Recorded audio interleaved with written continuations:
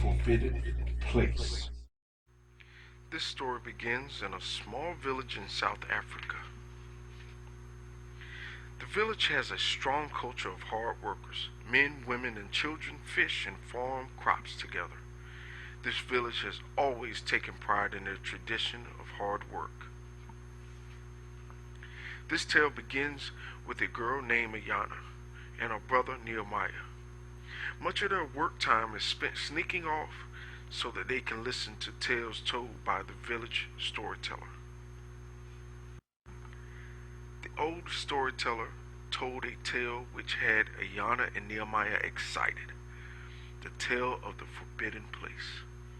The kids were so excited that their father noticed they were getting slack in their chores. So one day, father decides to follow the two to find out where they are spending all their time. And when he finds out, he orders Ayana and Nehemiah to never return to the storyteller's hut again. Ayana and Nehemiah's father told the other parents in the village how the storyteller could destroy the strong foundation the village had built. Banishing the storyteller would be the only way to save the village and the children of the village. Well, as time goes by, Ayana and Nehemiah wonder more and more about the forbidden place.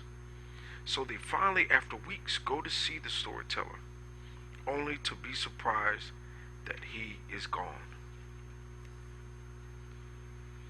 Both upset and shocked to see that the storyteller is gone, Ayana says to Nehemiah, "Let's find the forbidden place ourselves."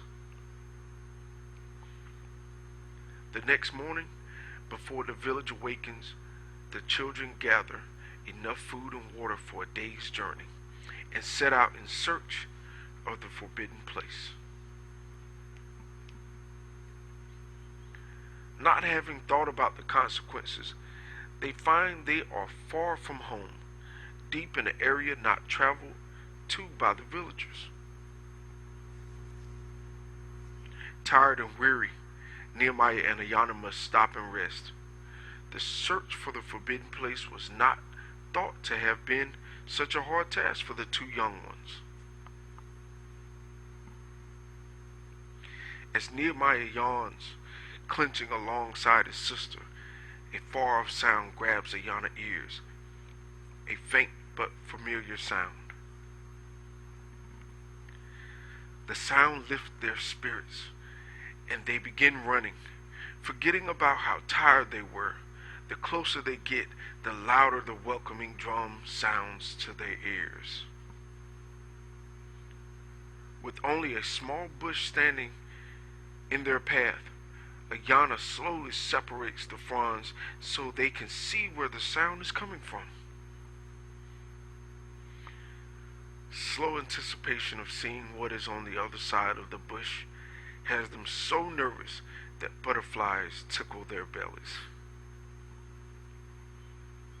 As their eyes glance between the green bushes, the most beautiful garden in the world fills their sights.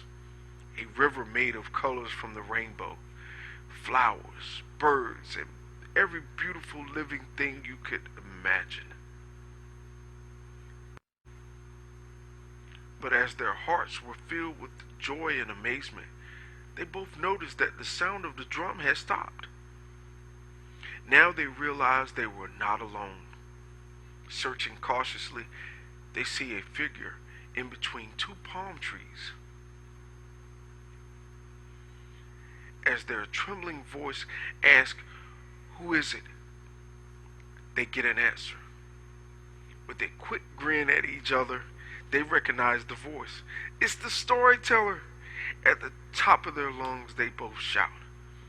With a huge smile on his face, the storyteller hurries toward Ayana and Nehemiah to greet them with joy. They both run and dive into his arms as the show of love fills the storyteller's eyes. "What are you doing here?" asks the storyteller. They reply, "We've come here to find the forbidden place you spoke of." Dropping his head with sadness, he tells the two to sit. They ask the storyteller, "What's wrong?" He replies, "This is not the place that I spoke of in the story of the forbidden place." With a shocked and empty look, Ayana asks, "If this is not the forbidden place, then where is it?" "First," he says, "it was wrong leaving your village and worrying your parents.